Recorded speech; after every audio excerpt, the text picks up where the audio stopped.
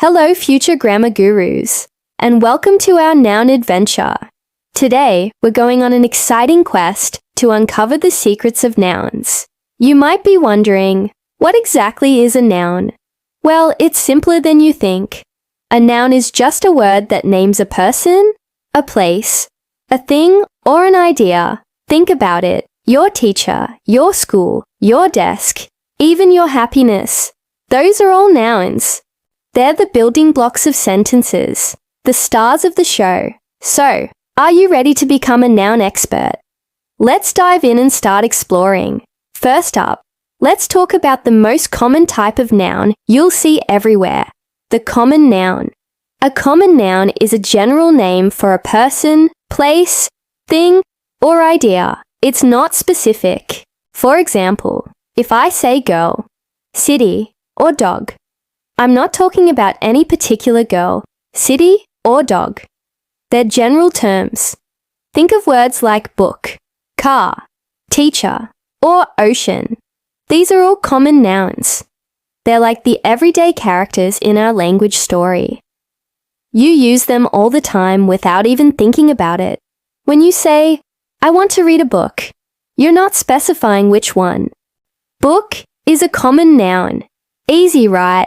Let's keep going. Now let's get specific with proper nouns. While common nouns are general, proper nouns are the VIPs of the noun world. They name a specific person, place, or thing. And here's the golden rule. Proper nouns always start with a capital letter. So, instead of just girl, we might have Sophia. Instead of city, we'd say Paris. And instead of dog, we might have a specific dog named Max. See the difference? Names of people like Michael Jordan, places like the Grand Canyon, brands like Nike, and even days of the week like Monday are all proper nouns. That capital letter is your clue that you're talking about something one of a kind. Next on our adventure, we find collective nouns.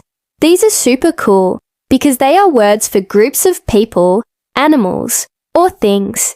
Even though the group has many members, we treat the collective noun as a single unit. For example, you have a flock of birds, a herd of elephants, or a swarm of bees. For people, we might have a team of players, a class of students, or a choir of singers. It's like a secret code word for a whole bunch of something. So instead of saying a group of fish, you can sound like a pro and say a school of fish. These words make our language more colorful and efficient. Can you think of any other collective nouns? Let's move on to a fun one. Compound nouns. It's like playing with building blocks. A compound noun is made by joining two or more words together to create a new noun with a new meaning. Sometimes they're written as one word, like sunflower or basketball. Sometimes they're two separate words that just belong together, like ice cream or high school. And other times they're joined with a hyphen, like mother-in-law. Think about it. Sun and flower are two different words, but put them together and you get a sunflower. Or tooth and brush become toothbrush. You see them everywhere. They help us create new words for new ideas and objects. It's language in action. Now, let's sort our nouns into two important piles, countable and uncountable nouns. It's pretty much what it sounds like. Countable nouns are things you can count individually. You can have 1 apple, 2 apples, 3 apples. You can count chairs, books, and friends. They can be singular or plural. On the other hand, uncountable nouns, also called mass nouns, are for things that we can't count as separate items. Think about water, air, rice, or music. You wouldn't say, I have 3 waters, right? You'd say, I have 3 glasses of water. We measure these nouns, but we don't count them individually. This difference is important for using words like many, with countable nouns, and much, with uncountable nouns. Our final stop on this noun adventure takes us into the world of ideas with abstract nouns. Unlike all the other nouns we've discussed that you can see, hear, or touch, abstract nouns name things you can't perceive with your five senses. They are ideas, feelings, qualities, or concepts. For example, love, courage, happiness, and friendship are all abstract nouns. You can't hold courage in your hand, and you can't see knowledge, but you know they exist. Think about freedom, honesty, or childhood. These powerful words help us talk about our feelings and complex ideas. They add depth and meaning to our conversations and stories. They're the invisible but incredibly important nouns in our language. So, let's do a quick recap of our amazing noun adventure. We started with common nouns, the general names for things like boy or park. Then we met their specific cousins, proper nouns, which are always capitalized, like David or Yellowstone National Park.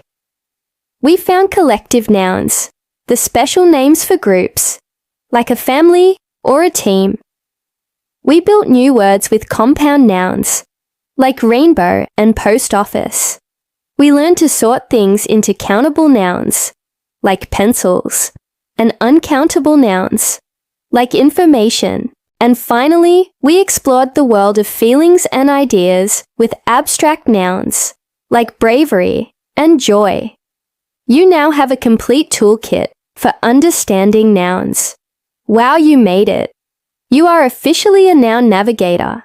From common to abstract, you've explored the entire landscape of these essential words. Remember, grammar isn't about memorizing boring rules. It's about understanding how our language works, so you can express your amazing ideas more clearly. The more you practice spotting these different types of nouns in books, movies, and conversations, the easier it will become. Keep your eyes open for them. You'll start to see that nouns are absolutely everywhere, making our world and our stories much more interesting. Thank you so much for joining me on this noun adventure today. I had so much fun exploring with you. If you enjoyed this journey and want to learn more about the magic of language, don't forget to hit that like button and subscribe to our channel. It really helps us create more content for curious minds like yours. Drop a comment below with your favorite type of noun or an example you thought of. Until next time, keep learning, stay curious, and have a fantastic day. Bye for now.